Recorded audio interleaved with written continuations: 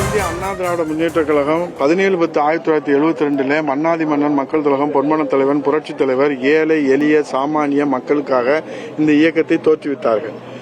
அவருடைய மறைவுக்கு பிறகு புரட்சி தலைவி இதய தெய்வம் அம்மா அவர்கள், தமிழகுலசாமி அம்மா அவர்கள் இந்தியாவிலேயே 3வது மாபெரும் மக்கள் இயக்கமாக அனைத்து இந்திய அண்ணா திராவிட முன்னேற்ற கழகத்தை வளர்த்தெடுத்தார்கள்.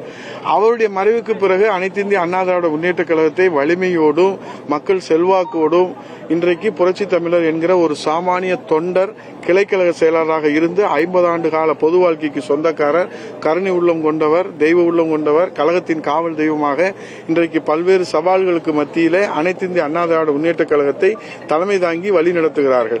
அவரை ஏற்றுக்கொண்டு 2.5 கோடி தொண்டர்களும் இன்றைக்கு 8 கோடி தமிழர்களும் அவரை இன்றைக்கு மனதார ஏற்று வரவேற்கின்றார்கள்.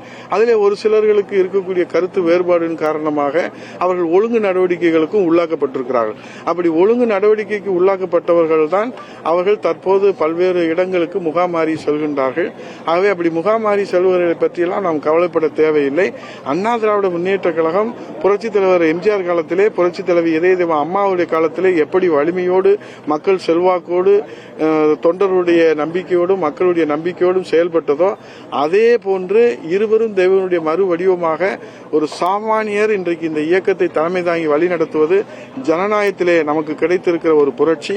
ஆகவே இந்த ஜனநாயக புரட்சியிலே ஆங்காங்கே சில கருத்து வேறுபாடுகள் இருப்பது என்பது இது ஒன்றும் புதிதல்ல. இது அம்மா அவர்கள் காலத்திலும் நடைபெற்றிருக்கிறது. புரட்சித் தலைவர் கட்சி இயக்கம் தொடங்குகிற போதும் இதுபோன்று அந்த முகாமுக்கு போபவர்களும் இந்த முகாம் போபவர்களும் அதுபோல் தேர்தல் காலங்களிலே ஆங்காங்கே அவர்கள் போவதும் வருவதும் என்பது மக்கள் அவையெல்லாம் பொருட்படுத்த மாட்டார்கள்.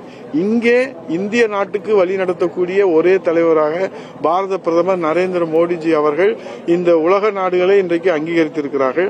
அந்த உலக நாடுகள் அங்கீகரித்திருக்கிற உலக தலைவராக பாரத பிரதமர் நரேந்திர மோடிஜி அவர்கள் இந்த மைதானத்திலே புரட்சி தமிழர் ஐயா எடப்பாடியார் அனைத்து இந்திய அண்ணா திராவிட முன்னேற்ற கழக பொதுச் செயலாளர் அவருடைய தலைமையிலான அனைத்து இந்திய அண்ணா திராவிட முன்னேற்ற கழக தலைமையிலான தேசிய ஜனநாயக கூட்டணியுடைய தேர்தல் பரப்புரையை இங்கே மேற்கொள்ள இருக்கிறார்கள்.